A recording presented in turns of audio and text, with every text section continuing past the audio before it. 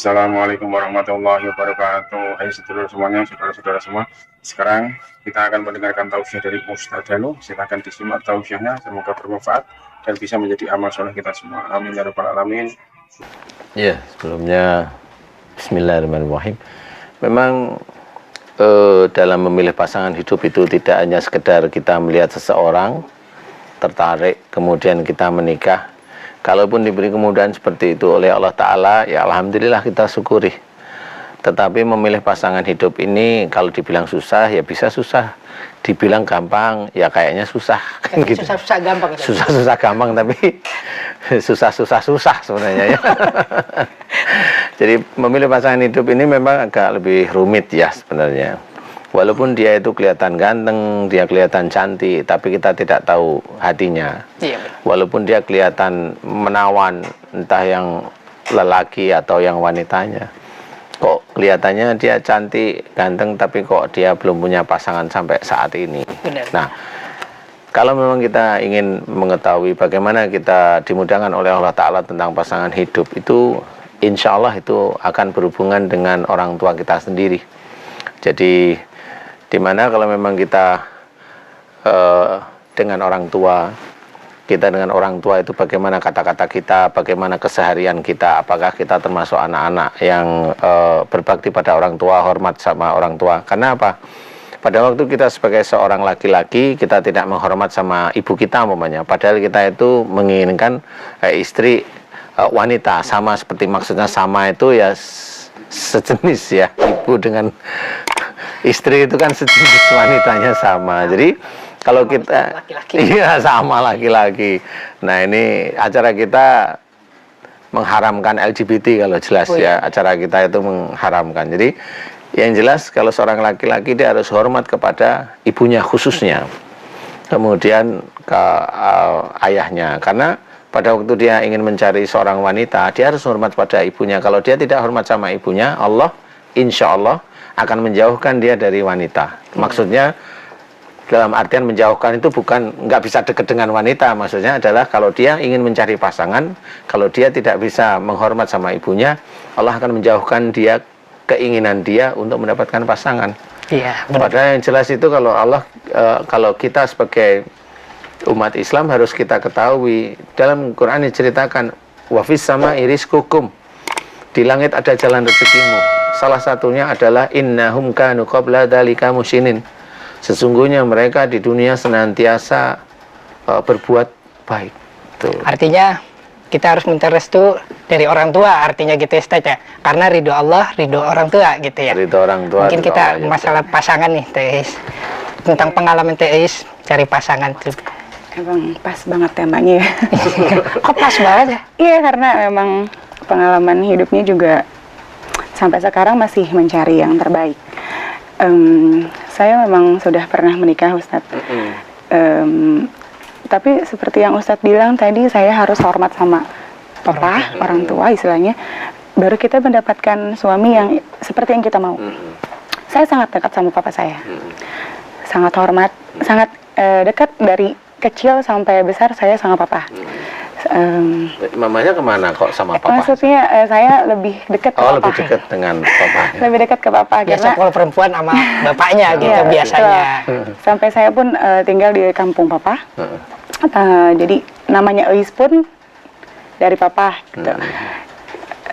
Pak Ustadz bilang saya hormat, tapi ternyata pilihan saya salah.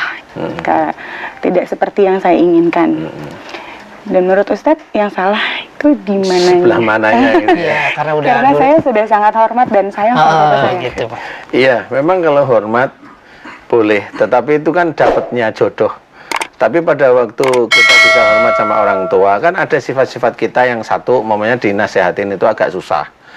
Nasihatin papa bisa, nasihatin mama agak susah, momennya seperti itu. Kemudian apa? Kalau momennya THLS ini, kalau momennya punya keinginan, pengennya ngotot, maunya itu momennya. Iya. Kan gitu nih. Nah, biasanya itu terbawa juga. Kalau sudah keinginan itu beberapa kali terus diungkapin walaupun dekat sama papa, tapi mintanya sama papa itu nggak lihat-lihat. Papahnya lagi susah ya mintanya itu aja ngotot gitu. Meskipun diturutin omongan orang tua juga tetap. Walaupun diturutin orang tua ini kan bisa sebenarnya ganjil. ya karena pengen nyenengin, tapi kan beliau nggak cerita kalau sebenarnya umpamanya beliau itu nggak setuju atau sebenarnya kamu itu jangan ngotot seperti ini, tapi kan karena memang sayang kan nggak bisa ngomong ya.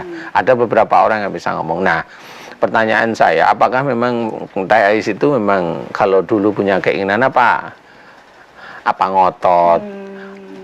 Sepertinya tidak, Ustaz.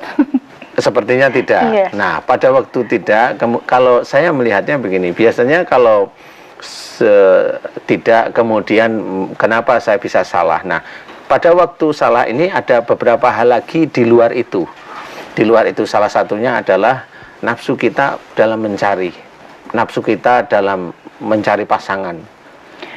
Mungkin karena saya sudah lama, umurnya sudah mulai lebih banyak.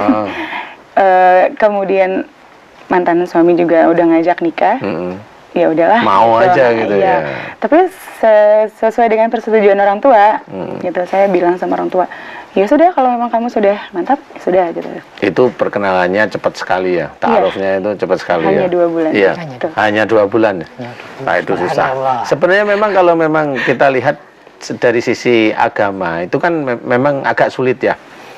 Memang ta'aruf itu kalau bisa jangan lama-lama. Jangan lama-lama itu sebenarnya persoalannya bukan kita yang lamain, tetapi keluarga pasangan itu sudah sama-sama lagi di acara Bengkel Akhlak. Ya, buat para pemirsa yang ingin ngasih pertanyaan buat di Bengkel Akhlak, caranya gampang sekali melalui email yaitu bengkel.akhlak@yahoo.com atau dengan WhatsApp di nomor 0819 3212 6205. Ya, kita lanjutkan lagi pembicaraan kita dengan Ustadz Danu. Tadi dilanjutkan Mas Ustadz Danu. Wah, udah lupa. Udah lupa. Berarti saya yang inget ini. Bismillahirrahmanirrahim. Ingat ya kan. Tentang tadi yang masalah Iya. orang tua. Jadi intinya adalah kadang-kadang itu ini laki-laki biasanya ya itu biasanya itu menikahi seorang wanita itu kadang-kadang, karena kita kan nggak tahu ya, kadang-kadang itu hanya dia kepingin menikah aja. Jadi tidak dipersiapkan bahwa dia menikah itu harus bertanggung jawab, harus istrinya harus dilindungi seperti itu. Jadi kadang-kadang melihat maaf nih, mamanya Mbak Teh Ais, mamanya artis, umpama ya, melihat seneng ya senengnya aja di sini, nggak ada unsur Islamnya umpamanya, nggak ada unsur agamanya. Teh Ais sendiri kalau memang sudah tahu umurnya merangkak ya mikirnya ya mumpung ada barangkali.